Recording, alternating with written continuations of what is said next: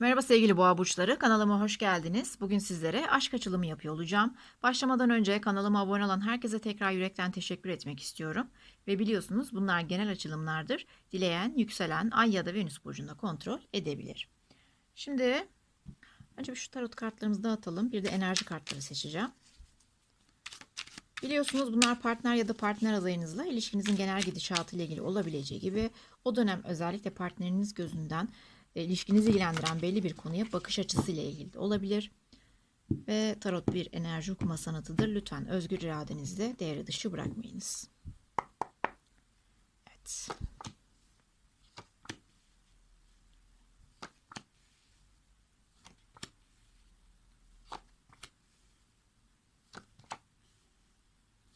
Sonuç kartlarını arkadaşlar taraf tutmadan genel olarak yani bir taraf şöyle bir taraf bu şekilde bir tarafın enerjisi şeklinde ve genel enerji olarak yorumlayacağım. Taraf seçmeyeceğim burada. Enerji kartlarımızı da birini geçmiş, birini şimdiki zaman olarak bir tanesinde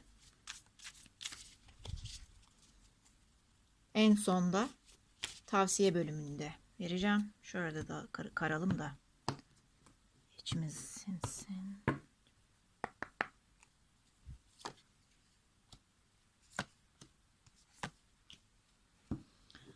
Evet, bir de sonuç kartı tavsiye kartı seçmemiştik. Onu da alalım.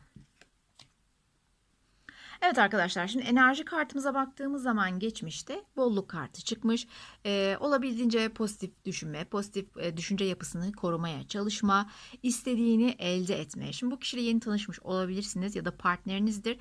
Çok hep böyle dilediğiniz bir şeyin gerçekleştiğini gözlemlemiş olabilirsiniz son zamanlarda baktığımız zaman arkadaşlar. Yani mutlu bir haber almış olabilirsiniz.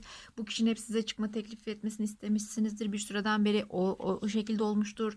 Partneriniz eğer girişimde bulunmuştur size yönelik, anlatabiliyor muyum? Böyle bir bolluk, pozitif bir düşünce yapısı gözüküyor. Şimdiki zamana da baktığımız zaman arkadaşlar öpücük enerji, öpücük kartı enerjisi çıkmış. Birini şartsız ve şurtsuz sevmek, almak ve vermek ve aşka düşmek, aşık olmak kartı şu anki enerjiniz. Yani aranızda gerçekten karşılıklı güzel hissiyatlar var gibi gözüküyor sevgili boğa burçları.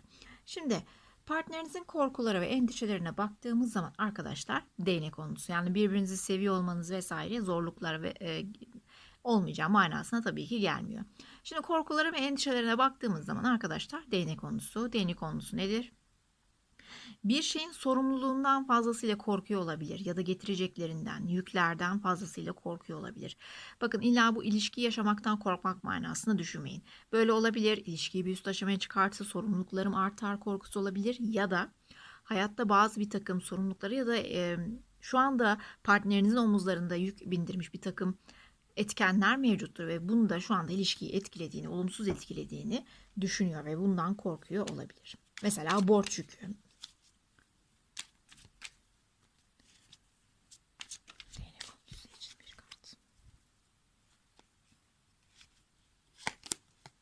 Kupası. Şimdi partnerinizle arkadaşlar yeni bir aşka başlamak, belki eski bir ilişkiden çıkmış, yeni bir ilişki, henüz bir ilişkiden çıkmış olabilir. Ya da dediğim gibi ilişkiyi başlatmak, şu anda sizden hoşlanan bir kişidir, çıkma teklif etsem mi etmesem mi, acaba onun hisleri de bana karşı var mı gibi, böyle bu yeni aşkı başlatmak, aşkta yenilenmeye gitmekle ilgili belli bir takım korkuları ve endişeleri var. Bunun yük olacağından ya da bu düşünüyor ya da daha doğrusu şöyle söyleyeyim arkadaşlar, çok fazla stres etmiş bu yeni ilişkiyi başlatmak konusunda. Yani olur mu olmaz mı, kabul eder mi etmez mi, bir üst aşamaya geçmek için teklif etsem mi etmesem mi gibi böyle bir takım korkuları ve endişeleri var partnerinizin. Kendisini biraz baskı altında, yük altında hissediyor olabilir. Yine hızlı konuştum, farkındayım. Kimse yazmadan ben söyleyeyim. Şimdi umutları ve isteklerine bakacak olursak arkadaşlar, kupa dörtlüsü kartı. Buna bir kart seçelim.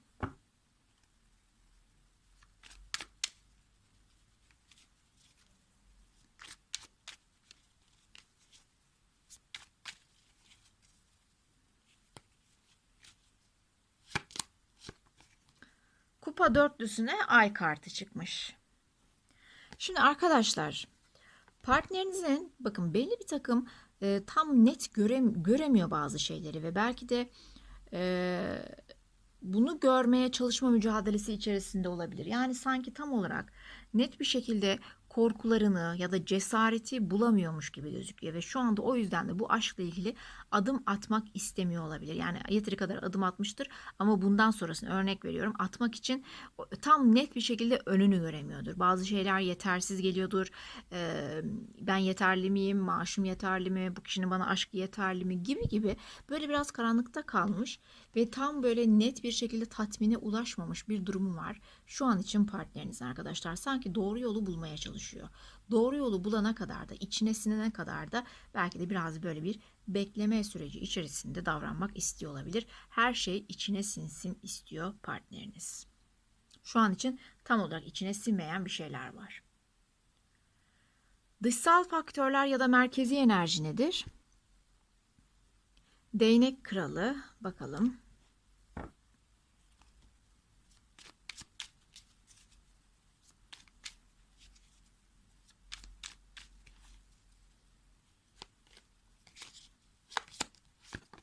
Değnek kralına değnek ikilisi.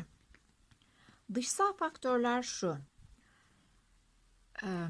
Korkusuzca yaşamak, tutkular doğrultusunda yaşamak, ilişkiyi almak, götürmek, belki de bir üst aşamaya çıkarmak. Bununla ilgili şu anda bu ilişkiye dair bir yol ayrımı gözüküyor. Yani artık karar verme vakti gelmiş. Ve bir kişi yoğun bir şekilde arkadaşlar özellikle belki her ikiniz birden bu ilişkinin dediğim gibi işte alıp yürütmek, bir üst aşamalara çıkarmak, gönlünce yaşamak, ne bileyim işte bir kral. Kraldan ne anlıyorsanız ve hele hele değnek kralıysa bu.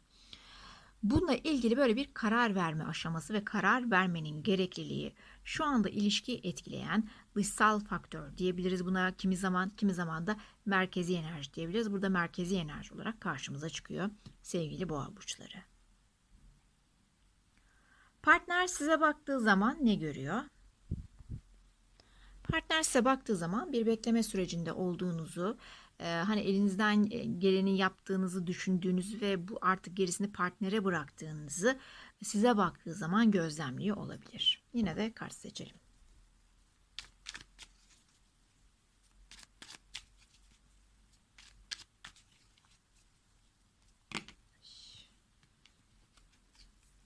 Fırlayan kartları bu şekilde fırlayınca almıyorum. Tek ve üst açık gelirse alıyorum arkadaşlar. Ara ara soran arkadaşlar oluyor. Açıklama yapma ihtiyacı hissediyorum. Partneriniz şöyle diyor. Bir kere size baktığı zaman aslında ona karşı olan sevginizin çok fazlasıyla büyük ve olgun olduğunu gözlemliyor. Sizin ilişkideki daha olgun taraf olduğunuzu, yani illa bunu yaş olarak düşünmeyin, karakter olarak, tavır olarak daha olgun taraf olduğunuzu aynı zamanda gözlemliyor olabilir. Evet, ona karşı sevginizin olgunlaşmış ve büyüdüğünü de gözlemliyor. Ama aynı zamanda da bir bekleme süreci içerisinde olduğunuzu, hani aynı bakın bu kralın tahtında oturması ve bir şeyleri beklemesi gibi ve tılsım yedilisi de zaten nedir? Beklemektir. Ektiğimiz ekinlerin karşılığını vermesini beklememizdir. Tohumların. Böyle bir bekleyiş içerisinde olduğunuzu tırnak içerisinde söylüyorum. Hani ağırdan davrandığınızı gözlemliyor olabilir. Sizden beklentisi ne? Sizden beklentisi kılıç altılısı. Biraz mesafe veya ya da zaman istiyor olabilir. Ya da birlikte bir tatile çıkmayı istiyor olabilir. O yüzden yani bir seyahate çıkmayı istiyor olabilir. O yüzden yanındaki karta bakacağız.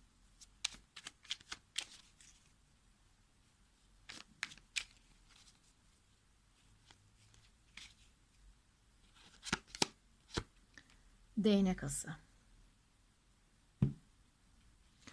Şimdi arkadaşlar sizle birlikte bir uzaklaşmak ve yeni ve tutku dolu bir başlangıç yapmak istiyor olabilir. Kiminiz için bu bir balayını simgeliyor olabilir. Kiminiz için birlikte çıkacağınız ilk tatil olabilir. Böyle ya da kiminiz için arkanızdaki bazı şeyleri bırakıp tutku dolu yeni bir başlangıç yapmak olabilir. Yani yaşadığınız muhiti anlatabiliyor muyum? Yaşadığınız çevreyi vesaire.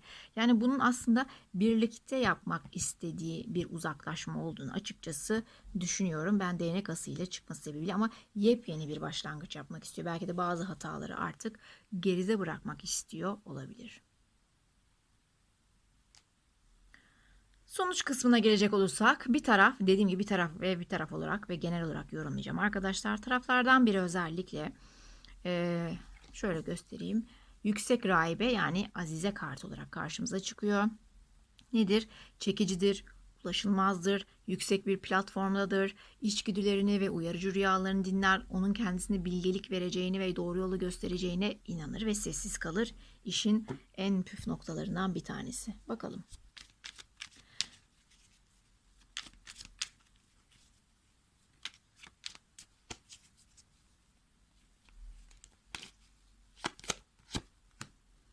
Tılsım kralı ile birlikte. Evet, taraflardan biri özellikle dediğim gibi bu ilişkiye dair hem içgüdülerini dinleyerek kalıcı bir şeyler arayışı içerisinde olacak. Ve bu kalıcı arayışı içerisindeyken hayatına dair, gerekse bu ilişkiye dair sessiz kalacak, gizemli kalacak gibi gibi. Dediğim gibi rüyalarını ve içgüdülerini içgüdüleri doğrultusunda karar verecek. Özellikle bu dönem ilişkiyle ilgili sessiz kalma ihtiyacı duyup kendisini iş, kara, kariyer, kariyer ne ya? İkisini birleştirdim. İş, kara, konuşamıyorum. Çok affedersiniz. İş, para, kariyer. Evet. Konusunda ağırlık vermek isteyebilir. Hayatımı daha güvence altına almalıyım. Para kazanmalıyım, iş bulmalıyım. Ya da ne bileyim işte bir ilişki yaşayacaksam da bu şekilde bana güven vermeli şeklinde bir arayış ve dolayısıyla da ilişkiye dair bir sessizlik süreci içerisinde olacak. Böyle bir gizemli duracak gibi gözüküyor. Diğer tarafa bakacak olursak arkadaşlar, kupa ası kartı. Hemen bir kart seçelim.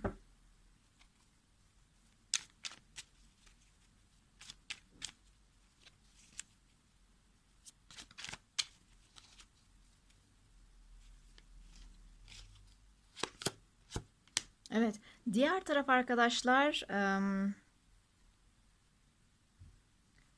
karşı tarafa yönelik biraz daha inisiyatif kullanma yönünde karar almak isteyebilir. Yani küstükse tekrar barışmak, ilişki varsa bir üst aşamaya çıkarmak konusundaki isteğini göstermek ya da işte bir çıkma teklif etmek, ilişkiye başlama konusunda arkadaşlar.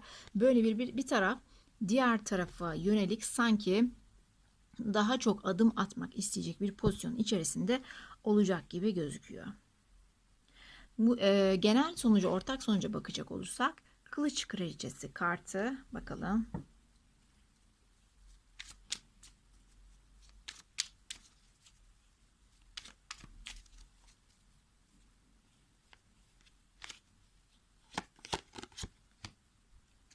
Tılsım onlusu ile birlikte Kılıç Kraliçesi. Genel sonuç şu arkadaşlar. Bu ilişkiye dair artık çocukça hareketler, olgunlaşmamış tavırlar, enerjiler, tripler, hayır bu değil. Artık bu ilişkide özellikle ciddi bir platforma oturtacak, belki ilerleyen günlerde, yıllarda bir kılıç kraliçesi enerjisi. Yani çok fazla duygularımızı işin içine karıştırmadan, nasıl söyleyebilirim, daha mantıklı şekilde hareket ederek, daha böyle biraz daha birbirimize evet soğuk davranarak, yani soğuk davranmaktan kastım şu. Bu aynı zamanda unutmayın, genel sonucunuz arkadaşlar, genel ve ikinizi ilgilendiren sonucu gerçekten yoğun bir şekilde hissettiren, etkileyen yine taraflardan birinin etkisi de olabilir.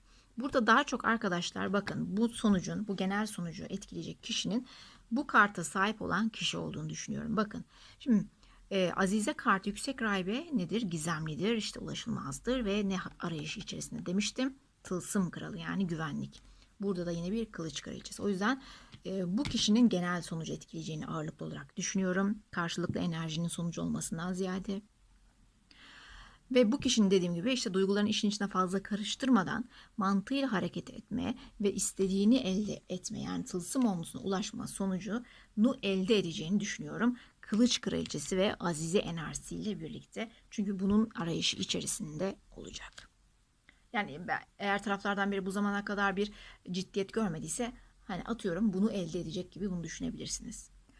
Tarot'un size tavsiyesi arkadaşlar, Kupa Kralı'na maske kartı.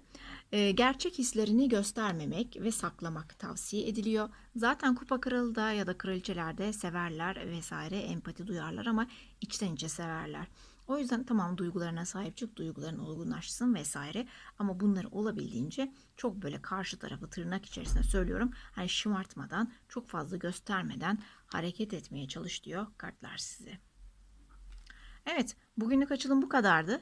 Tekrar görüşmek üzere. Kendinize çok iyi bakın.